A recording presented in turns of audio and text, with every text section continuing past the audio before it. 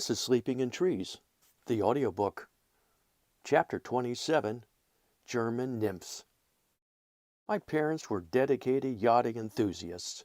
Growing up on the Great South Bay of Long Island, Mom was sailing small boats pretty much just after giving up the bottle, the first time. I had seen pictures of her no older than 8, with tiller and sheet line in hand, tacking along on a sunny day with a light onshore breeze. Sailing is basic and fundamental. It's all about wind and water and has been deployed by a wide array of peoples for thousands of years, serving to transport them and their stuff in an efficient and very low-cost way. The primitive dynamic enables a sailor to capture the free wind and, with nothing more than wood, cloth, and rope, propel him or herself along, sometimes quickly. Sailboats are recreational for some, a vessel of commerce for others, or home and lifestyle to a few.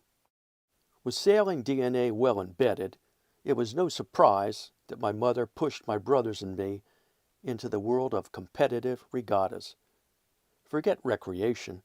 For Mom and her colleagues at Coral Reef Yacht Club, this was a blood sport. It was local, national, and would eventually go global. Let's fast forward to the global phase because that's where some young German girls come in.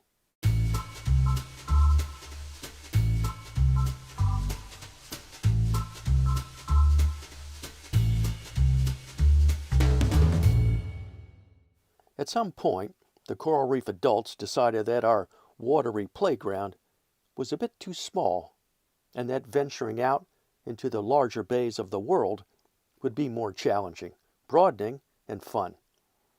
With some affluence and free time on their hands, they became affiliated with an expansive world sailing group, Optimist Dinghy Association. I thought the association's moniker was well suited to the endeavor, as it seemed to me that only a blind optimist would be so inclined to venture out in an 8-foot dinghy into some of the most treacherous, windswept seas on Earth. Before long, the adults hatched plans to sponsor a team of young American boys and girls in an attempt to wrest control of a large silver trophy from a long line of entrenched world champions. Many a proud parent, unable to govern their overflowing pride, referred to the event grandly as America's Cup for Kids.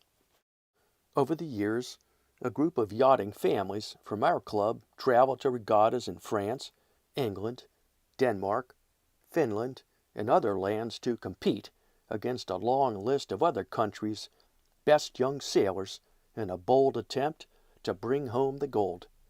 The final contest, before our team hit the cutoff age of 16, was hosted at Coral Reef. A key element of hosting a regatta is dealing with all the people. Unlike in previous years, the Coral Reef sponsors thought it would be a gracious gesture to host the sailors and their families in the homes of the competing Americans. This proved to be harder than it first appeared, logistics being what they were. There was considerable time and planning undertaken to place the various teams around the local area. The competition was co-ed, so additional care had to be invested in housing both the girls and boys, considering the fact that they were all exuberant, athletic young teens. A pronounced language barrier and varied cultures only added to the challenge of determining where they were and what they were up to when not seated securely in their prams under the watchful eye of the committee boat.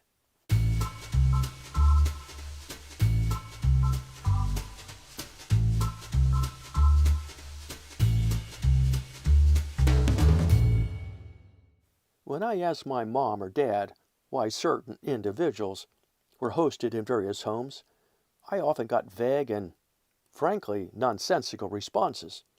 For instance, one day I inquired of Mom why the 3 German girls were housed across the street, and with neighbors who were neither members of the team nor even the club.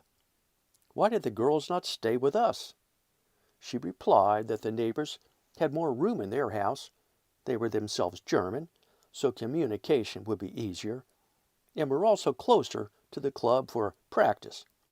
It sounded like a trifecta at first blush, but their house was smaller than ours, and as far as distance, we were a mere 50 yards further from the Brigada venue, over 10 miles away. The German girls were also bilingual.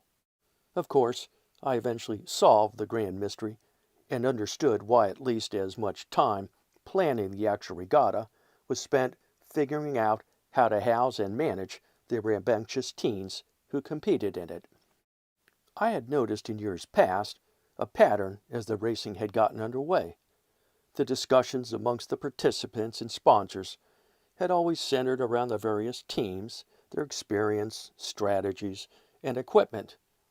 The unusual centerboard design on the Swedish boats, the colorful sail material sported by the French, the explosive tempers of the Italians, or the tight tacking maneuvers of the Danes. But this regatta was different. Something in just a year's time had changed. It was the Germans. All any of the other sailors seemed to want to talk about was the Germans, not their gear or strategy, or even the way the young teen boys insisted on celebratory beers after each race. It was the girls. The Germans had fielded a team of 6 sailors, 3 boys and 3 girls. The boys were good Aryan stock and proficient in the sport. Perhaps none were more disciplined, but the girls were simply darling. 2 blondes and 1 brunette. They were tall, tanned, and lithe, and they were great young sailors to boot. Perky and full of laughs, one always knew where the German girls were between races. Just find the boys.